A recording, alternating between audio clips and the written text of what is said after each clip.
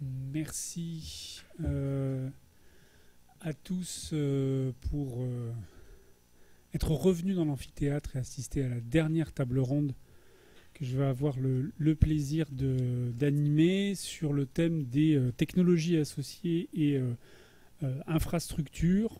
Alors on va parler de plateformes, on va échanger sur tous ces aspects qui sont au cœur des dispositifs numériques aujourd'hui, qui gravitent autour de ce qu'on pourrait appeler l'ingénierie de la connaissance, c'est-à-dire les outils, j'ai presque envie de dire les bases de données, mais ce n'est pas forcément des bases de données au sens où on l'enseigne peut-être dans cette maison-là, mais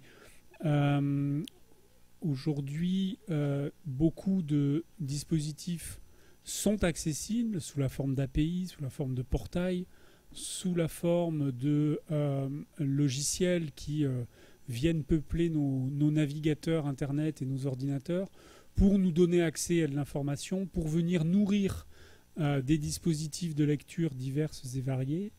Je reprends par rapport au thème global de la biennale. Je reprends une expression que j'avais entendue la première fois il y a presque 10 ans aujourd'hui, dans la bouche de mon camarade de jeu Marin Dacos, qui disait que finalement le livre était un terminal comme les autres. Et je pense qu'aujourd'hui on est un peu dans ce dispositif-là quand on sait que on peut construire et on peut alimenter des ouvrages, on peut alimenter des supports de lecture avec des informations qui vont être réparties dans autant d'infrastructures de données, infrastructures de publication, de plateformes, d'API diverses et variées. Alors j'ai autour de moi un petit peu des spécialistes de ces questions-là. Alors on va démarrer avec Marc, mais dans un premier temps, on va faire un rapide tour de table pour se présenter chacun, afin que tout le monde ait une vue claire sur ce qu'on fabrique. Marc ?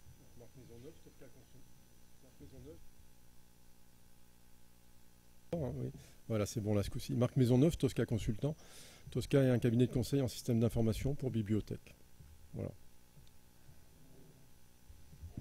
Bonjour, moi je m'appelle Thomas Porquet, je travaille pour le consortium Couperin.org et je suis en charge des dossiers qui concernent les statistiques d'usage, donc les statistiques d'accès aux ressources numériques auxquelles s'abonnent les établissements qui sont nos membres.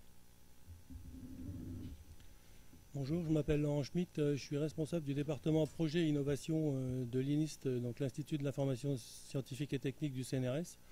Et on a en charge un certain nombre de projets nationaux, dont ISTEX, que certains d'entre vous ont vu à l'atelier et sur lequel je reviendrai par la suite.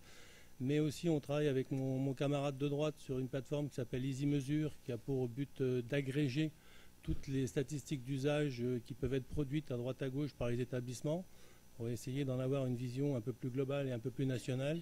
Et enfin, on travaille aussi sur un projet dont vous avez peut-être entendu parler, qui s'appelle Conditor, qui a pour ambition de référencer l'ensemble de la production scientifique française.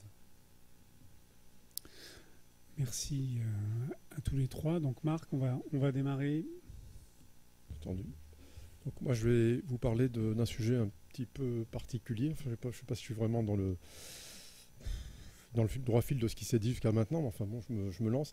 Donc je vais essayer d'évoquer, disons, les problèmes contractuels et techniques que peuvent rencontrer, disons, les problèmes que peuvent rencontrer les bibliothèques qui voudraient confier à un tiers leur système de gestion de bibliothèque sous une forme un peu particulière, c'est-à-dire en faisant le choix de s'abonner à une offre de service en ligne, c'est-à-dire en renonçant quelque part à avoir une maîtrise totale de l'ensemble des ressources nécessaires à l'utilisation, à l'exploitation de ce système, de voir un petit peu en quoi ça pose des questions particulières et comment les traiter.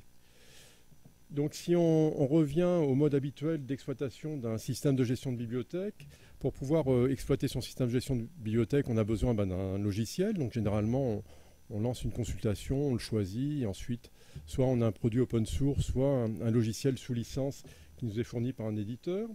Ensuite, il va y avoir besoin de mobiliser des serveurs pour faire fonctionner ce logiciel. Il y aura besoin d'équipements de sauvegarde, ne serait-ce que pour préserver les programmes, pour pouvoir les réinstaller en cas d'incident. Il va y avoir aussi besoin de sauvegarder les données, d'avoir aussi des serveurs pour héberger les données. Il y aura besoin de produire des données ou d'en récupérer à l'extérieur. Généralement, en bibliothèque, on en récupérera quand même beaucoup à l'extérieur. Ce sera une particularité d'ailleurs des systèmes de gestion de bibliothèque, c'est d'avoir énormément d'interfaces et de récupérer énormément d'informations auprès de sources diverses et variées, qu'elles soient externes ou même en local, quand on pense au système des bibliothèques universitaires, où on récupère le fichier des étudiants, le fichier du personnel, etc. Il y a vraiment énormément d'interfaces. Et enfin, il y a besoin d'un réseau et de terminaux, effectivement, pour travailler sur ces systèmes-là. Donc, dans le dispositif habituel, la bibliothèque ou son service informatique maîtrise l'ensemble de ces ressources. Donc, on est dans une situation d'autonomie et les choses sont claires. La bibliothèque va assumer toutes les responsabilités de l'exploitation en appui sur son système informatique, sur son service informatique. Alors, il y a un premier niveau d'externalisation qui consiste en fait à se dire, je n'ai peut-être pas toutes les ressources en interne pour pouvoir assurer une exploitation de mon système dans de bonnes conditions. Donc, je vais choisir un hébergeur et je vais lui demander d'assurer un certain nombre de tâches au quotidien. Je vais déléguer un certain nombre de fonctions. Alors là, c'est un choix. Il ne faut peut-être pas confier ce qui est vraiment stratégique, mais plutôt confier ce qui n'est peut-être pas essentiel. Mais c'est un choix qui va être un choix éclairé, qui demandera une réflexion de toute façon, puisqu'il faudra bâtir un contrat. Et quand on bâtira ce contrat, on se posera nécessairement la question de ce qu'on va sous-traiter et de ce qu'on va conserver en interne. Et si on sous-traite, on n'oubliera probablement pas de se poser la question des engagements de résultats qu'on demande, des performances qu'on veut obtenir. Et ça, c'est vraiment la grande différence qu'il y aura avec la plateforme en mode SaaS, c'est-à-dire lorsqu'on prend un abonnement à un service en ligne, on va bien souvent être dans une situation où on aura une maîtrise contractuelle très très limitée. Le service, on le prend tel qu'il est. S'il ne nous convient pas, on ne le prend pas. Mais la plupart du temps, on aura beaucoup de mal à faire prendre des engagements de résultats particuliers à ce type de prestataire. Donc si on externalise l'hébergement, en fait, on est un petit peu dans le même dispositif que tout à l'heure en termes de ressources, sauf que sur la partie logiciel, serveur, équipement de sauvegarde, serveur hébergeant les données elles-mêmes, on va confier cet ensemble-là, ou tout ou partie de cet ensemble, à un prestataire extérieur qui va vous offrir et mettre à disposition, disons, son infrastructure pour vous permettre au quotidien d'utiliser votre système de gestion de bibliothèque. Par rapport à la première situation, donc on est dans une situation où il y a une forte dépendance qui va s'installer vis-à-vis du prestataire. On n'est plus face à son service informatique à qui on demande ses services. Et du coup, puisqu'on est à l'intérieur de la même structure, on peut dialoguer, trouver des ajustements. On n'est pas obligé de tout définir au préalable. On peut définir les choses peu à peu. Donc il y a déjà dans cette situation, lorsqu'on externalise l'hébergement, un tas de points de vigilance, c'est-à-dire des points sur lesquels il va falloir statuer, voir ce qu'on confie, voir ce qu'on ne confie pas, ce qu'on garde en interne, voir également les points sur lesquels il va falloir qu'il y ait des engagements de résultats dûment établis, voir ce qui se passera si, par exemple, les temps de réponse se dégradent ou si on a un système qui est indisponible pendant 2 jours de suite, comment ça se passe. Donc les points de vigilance, en fait, je les énumère ici, c'est sauvegarde, délai de reprise après incident, taux de disponibilité, temps de réponse, supervision des ressources par le prestataire, partage des tâches d'exploitation informatique, etc. Mais on va revenir sur chacune de ces tâches dans le mode SaaS, parce que là, ça devient encore un peu plus critique, d'une certaine manière.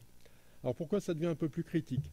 C'est que dans l'abonnement à une plateforme de service, le système de gestion de bibliothèque va finalement être fourni sous forme d'un simple abonnement. Donc le jour où vous ne payez plus l'abonnement, a priori, il n'y a plus de service, donc il n'y a plus de gestion de la bibliothèque, on ne peut plus faire de prêts, on ne peut plus enregistrer d'usagers. On est vraiment dans une situation où le service s'interrompt. Donc dans cette situation, en fait, on est à peu près dans la même position que précédemment lorsqu'on avait externalisé l'hébergement, mais il va y avoir en plus un certain nombre de flous sur la localisation précise de tous ces serveurs. Par exemple, les serveurs qui vont héberger les données, le prestataire qui vous offre le service d'abonnement, a priori, il n'a pas tellement prévu de vous expliquer comment il fait pour héberger ces données, où il les mettait, etc. Donc du coup, on va se trouver dans une situation vraiment extrêmement inconfortable, parce que vous, bibliothèque, vous restez propriétaire de ces données, responsable de l'utilisation qui en sera faite, et quelque part, vous confiez vos données à un tiers sans trop savoir où ça va être hébergé. Si votre prestataire héberge ses données aux États-Unis, par exemple, aux États-Unis, je crois que c'est un des pays qui a la législation la plus faible en matière de protection des données nominatives et de l'utilisation qui en sera faite. Donc vous allez confier à un prestataire des données sur lesquelles vous avez des responsabilités au titre des lois informatique et liberté, mais encore plus à partir du 28 mai 2018 au titre du règlement général de protection des données nominatives qui résulte d'une directive européenne. Donc on ne peut pas, en l'état, confier ces données à un tiers sans prendre un minimum de précautions. Donc on va avoir vraiment, dans cette situation, les mêmes points de vigilance que précédemment lorsqu'on avait envisagé d'externaliser l'hébergement, mais avec deux difficultés complémentaires. La première difficulté, c'est que finalement, on n'aura jamais été en mesure de préparer un contrat de sous-traitance ou d'externalisation en disant « ça je le fais, ça je l'externalise, ça si je l'externalise, ce sera dans telle ou telle condition », parce qu'en fait, vous êtes souvent dans un contrat, quasiment un contrat d'adhésion, où on vous a dit « voilà les conditions, vous prenez ou vous prenez pas ». Donc ça, c'est une première difficulté.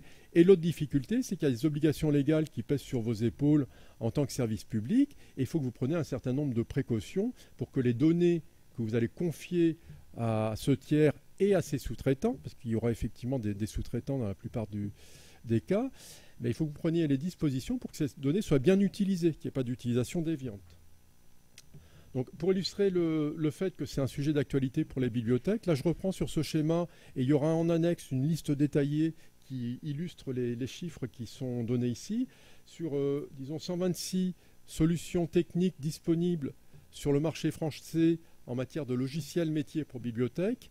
Il y en a aujourd'hui 30 qui ne sont absolument pas disponibles sous forme d'un abonnement à un service en ligne et 96 qui sont exclusivement ou en complément d'une diffusion classique disponibles sous forme d'un service en ligne. C'est le nouveau modèle économique du numérique et donc c'est quelque chose qui risque de s'imposer à vous à un moment ou à un autre alors que vous n'aurez pas forcément le choix. C'est-à-dire que peut-être que la solution dont vous avez besoin, elle ne sera disponible que de cette manière-là.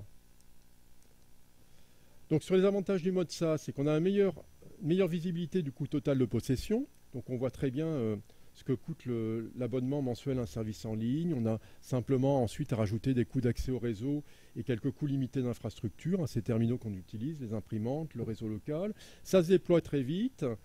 Il y a une maintenance améliorée parce que le prestataire n'a plus qu'une seule version des progiciels qui sont utilisés. Donc on ne va pas vous demander quand il y aura un changement de version. Donc, ce qui peut aussi avoir quelques inconvénients en termes de formation, d'accompagnement des équipes. Et éventuellement, il y a un système de partage des données avec les autres clients. Pendant un moment, dans le discours d'OCLC sous WMS, qui était un système de gestion de bibliothèque proposé par OCLC, on disait si vous avez envie, vous partagez votre fichier des fournisseurs, de manière à vous éviter des ressaisies ou autre chose. Bon, il y a un gros inconvénient qu'on souligne tout de suite sur le mode SaaS, c'est que souvent, c'est beaucoup moins bien intégré dans le système d'information de la bibliothèque. C'est-à-dire que toutes les interfaces dont on a besoin pour récupérer des fichiers d'usagers, constituer des fichiers d'usagers parce qu'on va récupérer les fichiers de la scolarité ou du personnel, souvent ce sera plutôt au service informatique interne à l'université de mettre en œuvre ces interfaces à l'aide d'une API qui sera mise à leur disposition. Donc ce sera à vous de vous débrouiller quelque part pour intégrer dans le système d'information. Donc sur tous les points de vigilance associés au mode SaaS, c'est vraiment la sauvegarde des données par laquelle je commencerai pour vérifier qu'elle est faite et qu'on ait vraiment les moyens de constater qu'elle est faite. Vous allez avoir en face de vous des tout petits éditeurs qui ont vraiment des ressources très limitées. Il faut aussi être certain qu'ils font ça correctement. J'ai eu un de mes clients qui a constaté à un moment ou à un autre, c'est sur un point qui va venir un petit peu plus loin, et qui a constaté à un moment donné que son prestataire n'était même pas en mesure de surveiller le bon fonctionnement des serveurs. C'est-à-dire que les serveurs tombaient, c'était un contrat d'hébergement, que les serveurs tombaient et que le prestataire ne s'en rendait pas compte. C'était à la bibliothèque d'avertir le prestataire que les serveurs ne fonctionnaient plus. Donc c'est quelque chose de tout à fait inadmissible. Donc tous les points que j'évoque ici, sauvegarde des données, délai de reprise après incident, taux de disponibilité, sont associés à des questions qu'il va falloir effectivement que vous vous posiez avant de souscrire à ce service, parce qu'en fait la plupart du temps, vous n'aurez pas la possibilité d'imposer un engagement spécifique à votre prestataire. Un abonnement en ligne à un service, ça signifie que quelque part le service est à peu près le même pour tout le monde. On ne va pas offrir des meilleurs temps de réponse à l'un qu'à l'autre, sinon on va perdre en économie générale du projet. Voilà. Et dernier point, parce que je crois qu'il faut que je conclue. Dernier point, sur le partage des données, des tâches d'exploitation informatique, il va falloir définir quand même si le partage est tout à fait acceptable ou pas. Est-ce qu'il y aura une clause de réversibilité? Est-ce que facilement je pourrais changer de prestataire et récupérer mes données lorsque j'ai envie de le faire? Et surtout, sur la protection des données nominatives, il y a un tas de précautions à prendre, mais les choses sont plutôt bien faites puisqu'il y a une norme qui a été disons, conçue pour vous garantir que si le prestataire s'engage à la respecter, il n'y aura pas d'utilisation délictueuse des données. En tout cas, on restera dans le cadre législatif qui est défini au niveau européen. Donc vous aurez dans le support un aide-mémoire sur à quoi il faut penser, et puis la liste des outils disponibles en mode SaaS, et quelques principes sur la norme ISO 27018 qui vous permet effectivement d'avoir toutes les garanties sur la bonne utilisation des données personnelles.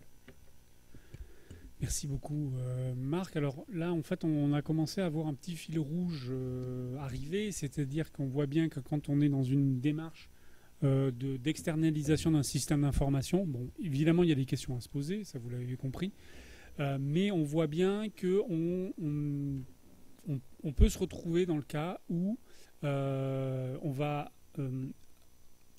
au-devant de certaines ruptures de charge dans la gestion de son système d'information, de ces différents workflows de données. Et donc, ce qui va être un peu justement ce fil rouge qu'on va voir, c'est que dès qu'on commence à travailler avec des systèmes d'information qui vont se nourrir dans des dispositifs distants, sur des serveurs distants, dans des infrastructures distantes, dans des institutions distantes, on va avoir ces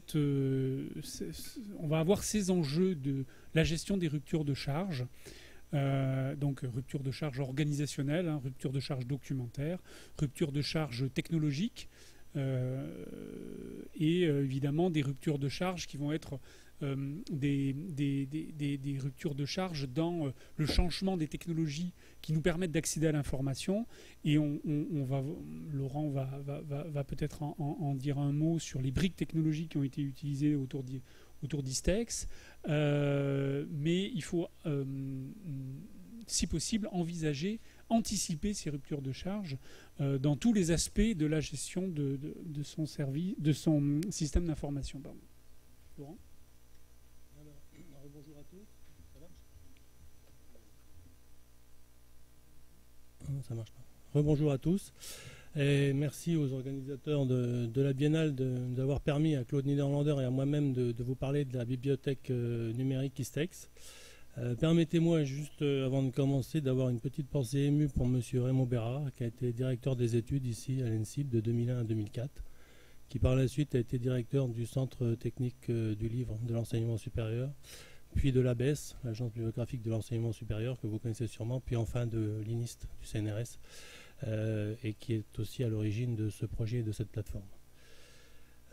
Quand les organisateurs m'ont convié de participer à cette séquence sur les technologies associées et infrastructures des plateformes, je me suis assez vite interrogé sur l'angle que j'allais prendre pour essayer dans ce court délai de vous montrer un maximum de choses. Étant donné que les technologies associées à Istex, on pourrait en parler toute l'après-midi, voire plus, parce qu'elles sont quand même très nombreuses et très variées. D'abord, on fait face à du stockage et traitement de sources de traitement massif de données, puisque Istex, c'est 19 millions d'objets documentaires. Alors, dans notre terminologie, un objet documentaire, c'est soit un article d'une revue scientifique, soit une monographie soit un chapitre pour une monographie, ce qui correspond à plusieurs centaines de millions de fichiers différents et à peu près plus de 50 téraoctets de données. Là-dessus vient se greffer, donc bien évidemment, comme pour ceux qui ont assisté à l'atelier, on peut le voir, un moteur de recherche open source puissant qui s'appelle Elasticsearch, qui permet effectivement un requêtage relativement complexe. Sur ce moteur de recherche, on a construit un système d'API de type REST pour les spécialistes qui permettent une interrogation complexe sur l'intégralité des champs, des métadonnées ou des champs du full text quand ceux-ci sont générés, j'y reviendrai. On a mis en place un mécanisme d'OpenURL qui permet d'une part de signaler les ressources Istex dans les résolveurs de liens commerciaux existants et d'autre part d'être intégré dans un bouton Istex. Je vous en montrerai 2-3 exemples sur la base de ce qui a été fait dans l'Open Access Button, c'est-à-dire qui permet d'accéder aux ressources Istex depuis des plateformes déjà existantes.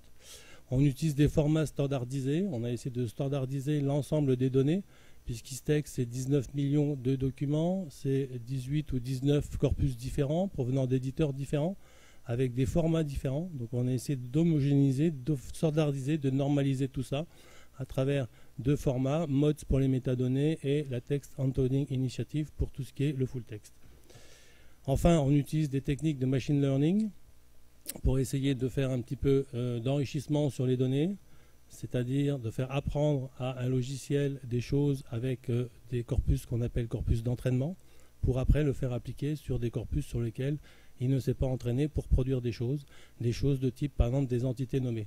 Être capable de reconnaître dans un texte des noms, des lieux, des dates, des URL, des choses comme ça, dans un texte non structuré. Enfin, on a mis en place des techniques d'ossérisation, puisque malgré le fait qu'on avait soi-disant acquis que des PDF textes, il s'est trouvé qu'il y avait quelques PDF dont le texte était très mauvais ou n'existait même pas du tout. Donc on a mis en place des techniques d'ossérisation ou de réossérisation pour ces textes très anciens. Pour ceux qui ont assisté à l'atelier, les textes les plus anciens dans Istex, c'est 1426, donc ça remonte quand même un peu. Voilà. Et en fait, on a mis en place aussi un système d'identification pérenne de type ARC pour avoir une pérennité de l'accès aux documents. Voilà. Donc, tout ça pour vous dire que j'ai pris un angle. L'angle, c'est de vous dire que je vais plutôt vous parler de l'architecture et de l'infrastructure d'Istex plutôt que de détailler toutes les technologies que j'ai mentionnées à l'instant. Donc, la particularité d'Istex, en fait, c'est de ne pas embarquer sa propre interface homme-machine. Donc, c'est bien une plateforme numérique au sens de la définition que j'ai reprise du Conseil national du numérique, qui a donc une fonction d'intermédiaire dans l'accès aux informations, aux contenus, services et biens, et qui organise, hiérarchise les contenus en vue de leur présentation. Nous, dans Istex, on les organise, on les hiérarchise, mais on les enrichit et on les normative aussi. Donc, dans le cas d'Istex, les usagers sont des chercheurs et les ressources sont des articles ou des monographies de la littérature scientifique, pour faire simple. Alors, comme vous le savez sûrement, l'écosystème des plateformes documentaires ou numériques est déjà très très riche. Donc, prenons l'exemple d'un chercheur du CNRS qui travaille dans une unité mixte de recherche. Donc, il a déjà accès au portail BIP CNRS. Il a aussi accès aux ressources à travers l'espace numérique de travail de sa propre université, puisqu'il travaille dans une unité mixte. Il peut aussi très bien accéder à des ressources via Isidore, via Gallica, via Open Edition, via HAL, via Percé pour les institutions françaises. Là-dessus, via ce greffé, chaque éditeur scientifique a son propre portail. On a parlé tout à l'heure de Science Direct. Donc, Emerald, Wiley, tous les grands éditeurs ont effectivement leur portail d'accès à l'information. Et il peut aussi accéder à des ressources via des agrégateurs comme Kern, ou comme Muse Project, ou comme JSTOR aux États-Unis. Enfin, il a accès à tout ce qu'on appelle maintenant l'Open Access à travers le Directory of Open Access Journals, ou alors Google Scholar, on en a parlé aussi tout à l'heure, ou alors PubMed Central. Donc nous, on avait comme choix au Istex de se dire, soit on essaye de se frayer un chemin dans toutes ces plateformes déjà existantes pour essayer de se trouver une petite place, mais ce n'est pas le choix qu'on a fait, soit on décide effectivement de venir s'intégrer dans les plateformes existantes et de ne pas rajouter, c'est ce que j'essaye de marteler depuis 2-3 ans, un énième portail aux multiples portails qui existent déjà. Donc c'est en fait la conclusion de ma présentation, mais je la dis tout de suite parce que j'ai peur de ne pas y arriver. Plutôt que d'amener les chercheurs aux ressources, on va essayer d'amener les ressources aux chercheurs, et donc d'inverser le paradigme. Alors, Istex, la plateforme Istex, en quelques mots, pour ceux qui n'ont pas été à l'atelier, c'est des ressources et des services. Les ressources, 19 millions d'objets documentaires, je l'ai dit, 18 corpus différents, 7500 revues, 13 000 e-books, à peu près 500 000 accès par mois. Des services, je vais en détailler 3 ici, des API que l'on peut interfacer, des widgets et le fameux extension dit aussi plugin de navigateur. Alors, l'API, l'interfaçage des API, ça a été fait à Saint-Étienne, merci à Dominique Rouget. Donc, il a interfacé Istex avec le catalogue local de l'Université de Saint-Étienne. Donc, il a rajouté un onglet Istex. Quand vous posez une question dans la barre de recherche Brain, la requête est envoyée au serveur de l'INIST via un protocole de type API REST et une réponse du moteur est fournie sous forme d'un container JSON que Dominique Rouget s'est chargé de reformater pour avoir quelque chose d'un peu plus convivial en une sorte d'interface web. Ça, c'est le service, je dirais, le plus compliqué pour intégrer Istex dans son environnement, puisque ça nécessite quand même quelques compétences de développement. Quelque chose d'un peu plus simple, où vous pouvez juste demander à votre webmaster, c'est l'usage des widgets. Donc, à l'Université de Lorraine, ils ont fait un autre choix, ils ont un autre service d'Istex, qui sont les widgets. Ils ont rajouté dans le menu, donc, dans le menu BU ressources électroniques Istex, et ils ont fait un copier-coller de ces 20 lignes qui se trouvent dans le GitHub, et ils obtiennent directement ceci. Avec une barre de recherche en haut, dans laquelle vous retrouvez la requête Brain, une widget facette à gauche, mais qu'on peut mettre en dessus, à droite, où on veut, et la facette résultat que l'on voit ici. Que l'on voit ici. Il faut que je me dépêche. Voilà. Dernière façon d'accéder à Istex, alors la plus simple, la plus facile et la plus ouverte à tous, c'est la fameuse extension navigateur. Donc vous allez sur le site, sur la page add-ons, vous avez ajouté l'extension, par exemple à Firefox, parce que c'est Firefox, si c'est Chrome, il vous dira à Chrome. Vous autorisez votre navigateur à installer quelque chose, vous l'installez et vous avez donc cette widget. Alors cette widget, enfin ce plugin, pardon. Ce plugin, c'est un petit bouton qui va apparaître ici. En fait, le plugin, il va parser toutes les pages que votre navigateur va lire, et dès qu'il va rencontrer un DOI, il va envoyer une requête de type OpenURL à la plateforme pour dire est-ce que ce document est dans Istex. Si oui, un bouton va s'afficher avec derrière le bouton le lien vers le document. Sinon, bien évidemment, rien ne va s'afficher. Alors ça marche depuis les sites des éditeurs. Ici, j'en ai pris un au hasard, hein. Je n'ai rien contre Wiley. Mais vous allez sur le site online de Wiley.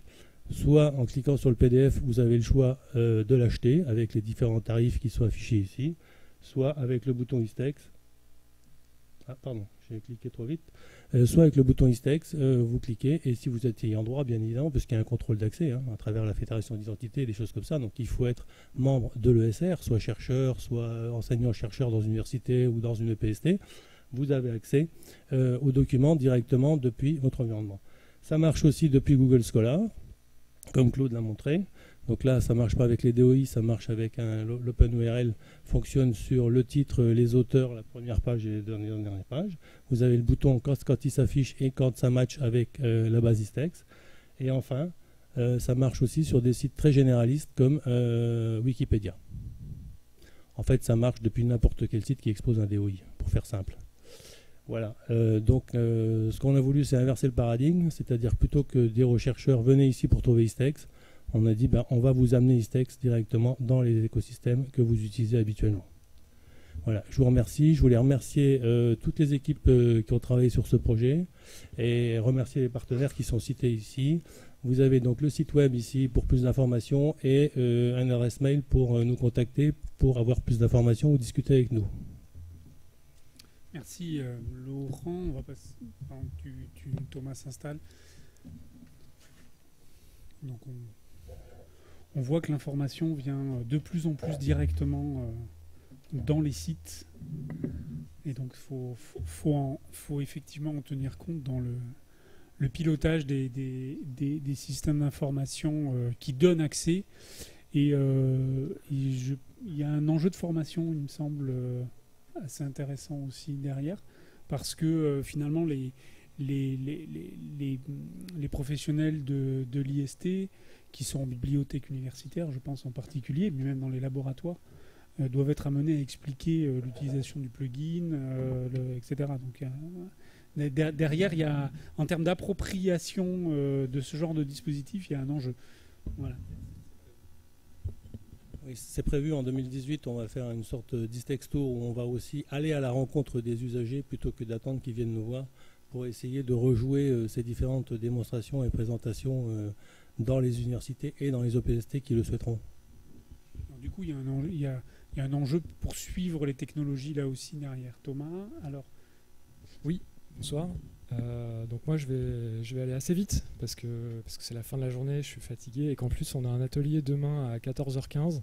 Donc ce que je vais faire maintenant, c'est vous donner envie de venir à l'atelier tout en essayant de répondre au cahier des charges de la présentation d'aujourd'hui. C'est un type de présentation dont j'ai pas trop l'habitude.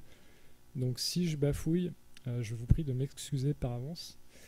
Donc moi le point de vue à partir duquel je vais parler aujourd'hui, il est un petit peu particulier parce que d'abord on est en bout de chaîne. On propose et on opère des outils qui répondent à un besoin de niche, quand bien même c'est un besoin qui est internationalement partagé. On s'adresse à en gros 2 collègues par SCD. Et la difficulté de nos projets, c'est d'arriver à atteindre ces 2 collègues. Et une fois qu'on les a, on les lâche plus. Donc si vous connaissez des collègues qui peuvent être intéressés parce que je vais raconter là très vite et demain en un peu plus de détails avec l'aide de mon collègue Frédéric Truong de l'INIST, n'hésitez pas à nous l'envoyer ou à lui demander de nous contacter. Donc je l'ai dit tout à l'heure, je parle pour le consortium Couperin, mais là pour aujourd'hui je ne vais pas parler tout seul. En fait, c'est EasyParse et EasyMesure sont 2 projets. EasyParse est un projet terminé. En fait, c'était l'implémentation d'un logiciel qui s'installe par les établissements ou par les opérateurs qui sont intéressés, parce qu'en fait, notre cible principale, c'est des établissements de l'ESR qui s'abonnent à des ressources électroniques et qui veulent pouvoir qualifier les usages qui sont faits de ces ressources, donc savoir qui accède à quoi, pas qui en termes de personnes, mais qui en termes de catégorie de lecteurs, et accède à quoi? À une granularité qui serait plus intéressante que juste un titre de revue, mais une granularité où on pourrait descendre à l'article ou à la section d'e-book, etc. Donc cette première partie, EasyParse, c'est un logiciel libre et gratuit qui a été co-développé avec l'Université de Lorraine en tant qu'établissement pilote et l'INIST CNRS en tant qu'équipe technique plus, et puis moi côté consortium pour faire la publicité du logiciel et puis aider à l'appropriation de l'outil. C'est un logiciel désormais stabilisé. Le projet a couru de 2012 à 2015. Donc ça, c'est le premier versant de là où on parle. Donc, EasyParse, c'est la moulinette qui vous permet de passer de traces de passage assez bruitées, qui se trouvent dans des fichiers de log, à un fichier de données propres, enrichi et homogène, qui va avoir son importance dans le deuxième volet de ce qu'on est en train de faire maintenant, qui s'appelle EasyMesure, et qui lui est un portail. Donc là on travaille en mode SaaS, comme ce que M. Maisonneuve exposait tout à l'heure. Et là, l'établissement en charge d'opérer cette plateforme, c'est l'INIST CNRS, et c'est un projet qu'on conduit aussi en partenariat étroit entre Couperin et l'INIST. Je vais revenir à ma première diapo pour dire pourquoi est-ce qu'on fait ça, pourquoi est-ce qu'on se fatigue à faire ça. Le point de départ et le constat, disons, unanime, c'est le fait que travailler avec des données éditeurs, quand on parle de statistiques d'usage, qui est un terme un peu abusif, mais on pourra en rediscuter plus en détail demain, c'est que les éditeurs ne se conforment pas forcément au standard Counter, que vous connaissez peut-être ou pas, mais bon, que quand ils s'y conforment à ce standard Counter, en fait, les informations qu'on arrive à en tirer sont pas assez intéressantes. C'est une base de travail, mais c'est pas assez intéressant, c'est pas assez détaillé pour ce qu'on cherche à faire. Et alors là, la transition est un petit peu cousue, mais je vous demande de m'excuser. Je voulais montrer aussi à quoi ça ressemble d'essayer de répondre à un besoin, c'est-à-dire faire générer par les établissements que ça intéresse des données, et ensuite les intégrer dans un entrepôt, dans un portail où on pourra les montrer d'une façon dynamique, c'est-à-dire cette espèce de besoin. Il est couvert par plusieurs outils de nature différente, donc un outil EasyParse installé en local par les établissements et une plateforme opérée nationalement où les établissements peuvent venir reverser ces données d'usage et y accéder à travers des tableaux de bord qui peuvent ensuite manipuler. Manipuler, pas dans le sens de tricher, hein, mais les manipuler dans le sens de répondre, avoir une vue complète et puis pouvoir descendre en granularité en disant voilà, moi ce que j'aimerais, c'est pouvoir répondre à la question de qui consulte ces ressources de chimie qui nous coûtent si cher, ou alors qui ne consulte pas ces ressources dont on pensait qu'elles étaient vitales pour telle communauté. Je ne sais pas si ça fait sens, j'espère que oui. Et pour répondre à cette question, en fait, on met en œuvre, nous, en tant que fournisseurs de logiciels et de solutions, on met en œuvre toute une galaxie d'outils que vous voyez ou pas forcément. Donc la partie émergée de l'iceberg, c'est EasyParse quand vous aurez à l'installer, si jamais vous avez à l'installer dans votre établissement, ou le collègue qui est en charge de la doc-elec, ou alors le collègue qui est en charge du service d'information de votre côté. Et puis la plateforme EasyMesure, quand il va s'agir d'y déposer des données, sachant que tout ce travail-là peut être automatisé. Une fois qu'il est compris et qu'on sait que ça marche, il peut être automatisé et du coup travailler en tâche de fond pour vous. Et ce qui reste visible dans ce cas-là, quand tout est automatisé, c'est tous les collègues qui ont besoin d'avoir accès à ces données, ils ont un compte et ils y accèdent sur la plateforme EasyMesure. Donc quelque chose qui a l'air d'être assez simple en bout de chaîne mobilise en fait différents types de compétences et différents types d'outils qui sont représentés ici. Donc dans la partie orangée sur la gauche, l'endroit où on fait des analyses de plateforme, donc l'endroit où on dit quand on est sur telle plateforme et qu'on rencontre tel type d'URL, les adresses dans la barre de votre navigateur, alors on est sur tel type de ressources. Donc ça, c'est tout un travail de fond pour lequel on anime une communauté de collègues que ces informations, pour lesquelles ces informations ont de l'importance. Ensuite, on traduit ça en code source qui est embarqué dans EasyParse. C'est-à-dire que EasyParse, quand il voit arriver un fichier de log, un fichier de traces, il est capable de dire, voilà, là, on est sur telle plateforme et on est sur tel type de ressources. Donc il y a tout ce travail d'analyse des plateformes qui a été fait en amont et qu'on a transformé en petits programmes embarqués par EasyParse. Ça veut dire, c'est ce que M. Maisonneuve a montré tout à l'heure, ça veut dire que nous, on livre des versions d'EasyParse et on a dû aussi réfléchir à une façon de faire en sorte que EasyParse puisse se mettre à jour facilement et que cette mise à jour puisse être automatisée pour que notre empreinte dans l'établissement soit la plus légère possible. Parce qu'on a bien en tête que les ressources sont comptées et que quand on a quelqu'un de la DSI au bout du fil, eh ben, il n'a pas 2 semaines à vous accorder, il a 15 minutes et il faut que ça marche en 15 minutes. Donc on a accordé beaucoup d'efforts à ça. Facilité d'installation, facilité de mise à jour. Il me reste 2 minutes. Qu'est-ce que je vais bien... C'est une blague, je sais exactement ce que je vais dire. Et donc, on a en fait proposer du logiciel libre et gratuit. Libre dans le sens qu'on est intéressé pour que les collègues qui le souhaitent puissent venir aussi participer, pas seulement en surface à l'analyse de plateforme, mais aussi au code source, et ça s'est produit d'endroits plutôt inattendus. On pensait que ça viendrait de France, et en fait c'est venu des États-Unis. Ça se passe sur une forge logicielle, donc sur laquelle on verse le code source, et puis on verse les modifications en code source, ce qui nous permet d'avoir un historique du projet. Donc ça, c'est quelque chose de très important dans notre fonctionnement, et c'est quelque chose qui fait que EasyParse fonctionne comme il fonctionne maintenant, avec des mises à jour facilitées, etc. C'est parce qu'on s'appuie sur ces outils-là, qui sont des classiques dans l'ingénierie logicielle, mais qui sont très importants et qui définissent d'une façon très profonde la façon dont on fonctionne. Donc c'est quelque chose que vous pouvez aussi avoir en tête quand vous menez des projets qui impliquent ce genre d'outils. Enfin, la brique bleue qui représente les différentes instances d'EasyParse, c'est-à-dire les différents endroits où EasyParse est installé. Donc vous aurez d'une façon schématique une instance d'EasyParse, une installation d'EasyParse par établissement qui souhaite générer des données d'usage. Et puis enfin, dans le bloc rose, là c'est la plateforme EasyMesure. Donc là, il y en a une seule instance et elle est aligniste, elle est hébergée sur un serveur aligniste. Et c'est là que nous, on opère pour les établissements intéressés cette plateforme qui va venir indexer et puis proposer des visualisations de ces données. Ça, je passe, on en rediscutera demain en fait.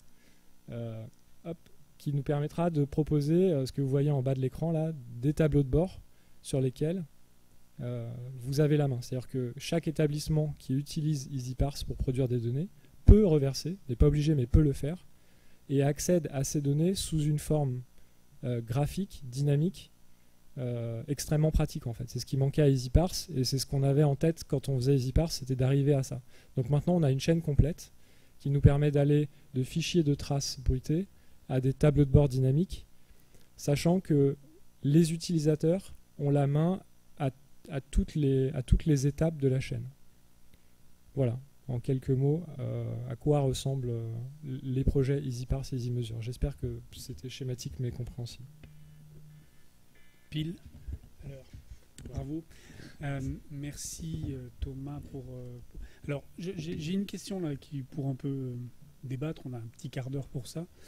On a vu là dans la présentation de Marc tout à l'heure qu'un des enjeux de s'appuyer sur des ressources externes, logiciels, données, stats, outils, etc., nécessitait un certain nombre de mise en place j'ai envie de dire d'indicateurs de confiance, c'est-à-dire de mesurer la confiance qu'on peut avoir dans des dispositifs externes. Et que ce soit ce que Thomas vient de présenter, ou finalement Istex, où on accède à des ressources et où on va utiliser une API extérieure.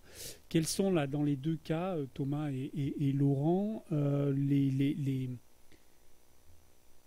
j'ai envie de dire les moyens, mais c'est pas forcément des moyens, les dispositifs que vous avez mis en place de part et d'autre pour justement développer la confiance dans les deux outils, dans les deux services que vous opérez, finalement pour le compte de gens qui ont envie de construire des systèmes d'information, que ce soit dans des centres de documentation, dans des ressources ou bien dans des établissements.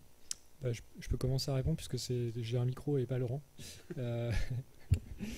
Du coup, pour les stades d'usage, en fait, on fait ce qu'on demande aux éditeurs, c'est-à-dire qu'on se conforme à ce standard qui s'appelle Counter et qui définit la façon dont on doit compter les événements, ce que nous on appelle des événements de consultation. Donc ça c'est la première chose. La deuxième chose, c'est qu'au moment où on écrit ces petits programmes là qui sont capables de dire sur quelle plateforme on est et puis sur quel type de plateforme, sur quel type de ressources, on est en train de consulter, en fait on a des outils, on a un outillage qui fait partie de ce qu'on appelle l'écosystème EasyParse, qui permet, au moment où on fait l'analyse, de vérifier que soi-même, en train de cliquer sur une ressource, ça crée bien un événement de consultation. Donc ça, c'est une sorte de vérification, disons, semi-manuelle, mais augmentée ou aidée par l'écosystème EasyParse. Et la dernière chose, c'est qu'on se confronte aussi, quand on crée des rapports d'usage, on s'assure d'un taux de complétude en termes de données rapportées, parce que côté EasyParse, on va aussi interroger des API extérieures, la plus importante d'entre elles étant Crossref, c'est-à-dire que sur la base d'un DOI, on est capable d'aller chercher des données bibliographiques pour qualifier l'événement de consultation en cours. Donc ça, en fait, on a une série d'étapes comme ça qui nous permettent de vérifier qu'on n'est pas en train de faire n'importe quoi. Et puis après, les gens à qui on s'adresse ont aussi une culture de ça qui leur permet aussi de voir que les chiffres qu'on propose sont pas complètement fantaisistes. Et quand ça arrive, parce que ça arrive, c'est pas que les chiffres sont fantaisistes, mais c'est qu'ils sont en décalage par rapport à ce à quoi on s'attendait.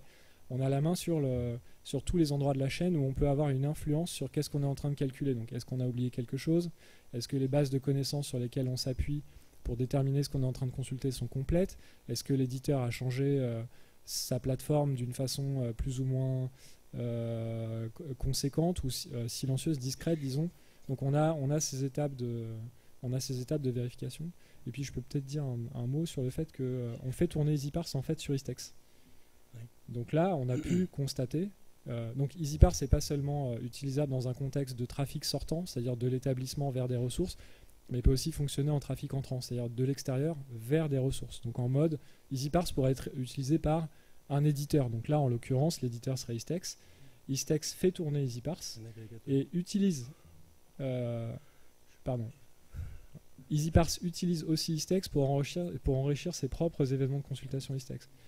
Donc là, c'est un peu la chaîne qui se mord la queue, mais ça nous permet aussi de retrouver nos billes, quoi. Parce que là, Laurent, tu peux peut-être en dire un mot, vous êtes fournisseur de contenu.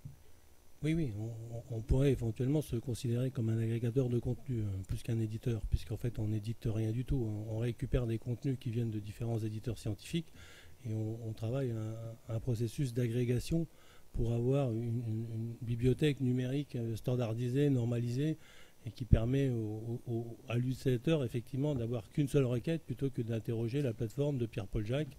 Avec une seule requête, il interroge tout et d'autant plus, il récupère des documents sous une forme normalisée.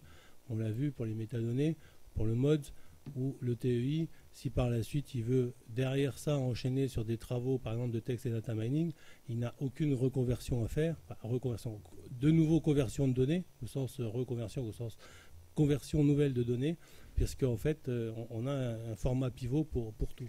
Alors la réponse, en fait, c'est un peu la même pour Istex que pour EasyParse, puisque EasyParse EasyMesure est aussi opéré dans le département dans lequel je travaille.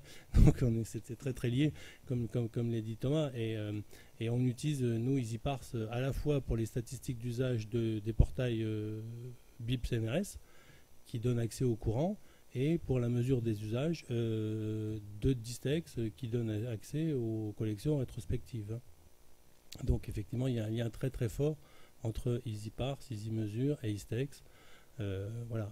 La confiance, on essaye de la baser sur les mêmes principes que ceux de l'équipe d'à côté, c'est-à-dire effectivement des aspects normatifs, des outils libres, un logiciel totalement ouvert en GitHub sur lequel les gens peuvent aller voir, s'appuyer, des choses comme ça.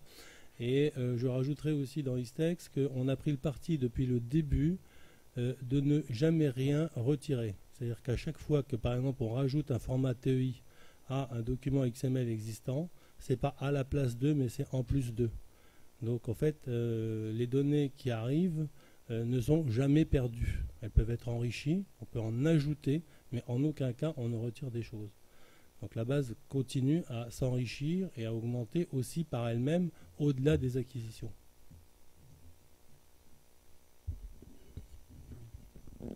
Peut-être prendre une ou deux. Parce qu'il y a des remarques, des questions, des interrogations dans la salle où vous êtes tous à la fin de la journée. On est sur un domaine qu'il faut maîtriser un tout petit peu aussi, hein, qui est particulièrement pertinent, je trouve, aujourd'hui, mais un peu technique aussi. J'ai une remarque, mais aussi pour Marc. Est-ce que finalement, là, on a deux infrastructures qui sont des infrastructures, on va dire, ouvertes au sens de public d'abord, mais aussi qui ont fait un pari ou qui ont fait un choix de rendre accessibles les outils qu'ils mettent en place. Est-ce que finalement, dans l'approche sur l'utilisation en mode SaaS de briques ou de prestataires pour construire des systèmes d'information, est-ce que finalement il y a quelque chose entre logiciels marchands ou outils marchands et outils non marchands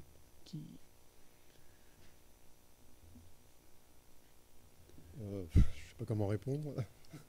Oui, on l'a vu quand même, on est sur des outils non marchands et on va pouvoir, par des briques, effectivement, au niveau d'un SCD, constituer un système d'information de pilotage qui s'appuiera sur les briques qui sont constituées. Est-ce que pour les professionnels de l'IST, finalement, qui peuvent être loin des pratiques d'utiliser Git, par exemple, y compris pour des logiciels non marchands, c'est ça que je veux dire quelque part, c'est que est-ce que finalement, pour s'approprier ou pour comprendre l'écosystème ou le système d'information qu'on est en train de construire, finalement, qu'on soit avec des outils marchands ou des outils non marchands, pour le professionnel de l'IST, c'est pas forcément évident de se repérer et de mettre les bons critères, quoi, finalement, pour choisir, pour piloter, pour... De mon point de vue, la barrière et la frontière ne se situent pas tant autant de logiciels marchands ou non marchands, mais de l'interopérabilité entre les logiciels. Je vais prendre un exemple qu'on a cité, que Claude a cité, les résolveurs de liens des éditeurs commerciaux, que vous connaissez tous, hein, EBSCO, ProQuest, j'en passe et des meilleurs, SFX, bon. Nous, Istex, on n'a pas fait le choix d'être ni concurrent, ni à côté, ni machin. On a fait le choix de s'interopérer avec eux. C'est-à-dire que les ressources Istex peuvent être décrites ou pas, ça dépend du client SFX ou du client Full Text Finder. S'il fait le choix de vouloir signaler ses ressources Istex dans son résolveur de liens, qui peut être commercial ou pas, on lui donne la procédure et on l'aide à le faire d'un point de vue technique. Et donc, ce n'est pas une question tant de marchand ou pas marchand, mais nous, on a beaucoup basé notre réflexion, et depuis le début, puisque il y a 3 ans, je faisais une intervention au JABES qui s'appelait ISTEX, interopérabilité et complémentarité. Donc on a toujours voulu se situer en complémentarité et en interopérabilité avec d'autres systèmes. Donc complémentarité aussi parce que, comme Claude l'a montré, par exemple dans BIP CNRS, quand on donne à travers le lien accès au full text, on n'a pas remplacé le lien chez Elsevier par le lien par ISTEX. On l'a ajouté. Et on laisse au chercheur le choix d'aller consulter l'article sur la plateforme de son choix. On lui signale juste qu'elle est disponible ici et là. Merci. Non, c'est un peu le...